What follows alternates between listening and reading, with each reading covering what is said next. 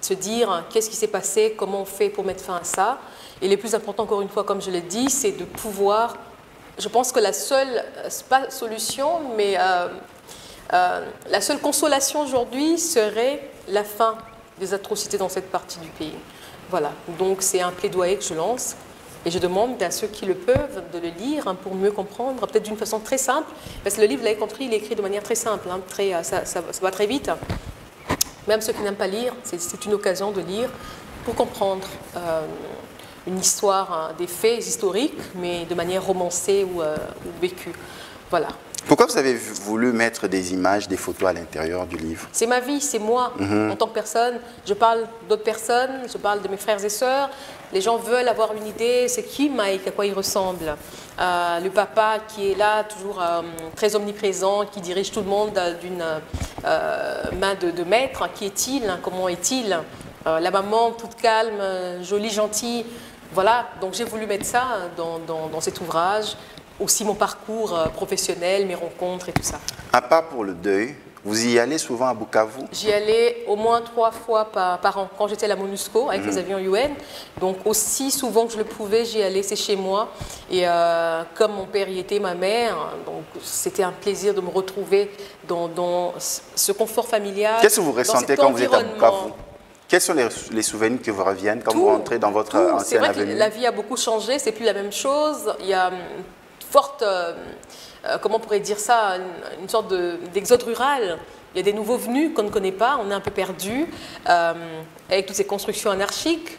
Mais c'est toujours chez moi, c'est cette fraîcheur, c'est ce bonheur de boire du thé le matin, comme je l'ai dit bien, de porter un pull, d'aller acheter les bananes au marché Nyawera, des petites bananes là qu'on appelle caméra, de manger les fraises, de revoir dans le quartier les amis de mon père, certaines familles qui sont encore là, qui n'ont pas bougé, d'autres qui sont devenus peut-être des gens de notre génération, parents et tout ça. C'est ce que j'ai retrouvé récemment même quand je suis allée. Et ça m'a fait du bien. Une petite salutation en swahili pour ceux qui nous suivent de ce côté-là. Jambo. Un grand merci, Madame Tina Salama. Merci à vous. Vous nous avez raté ce soir. Rattrapez-vous sur toutes nos structures de rediffusion et suivez-nous à gogo sur les réseaux sociaux. Quant à moi, je vous dis à la prochaine. Que Dieu vous bénisse.